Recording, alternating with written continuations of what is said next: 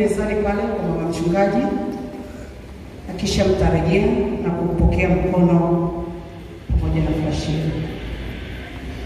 Kama walikuwa wanatoa kwa pesa, ni kama walikuwa wanasema ndio. Bwana Yesu asifiwe. Haleluya. Sisi kama waimbaji wenzake na Janet Kahega Success Singers tunakabidhi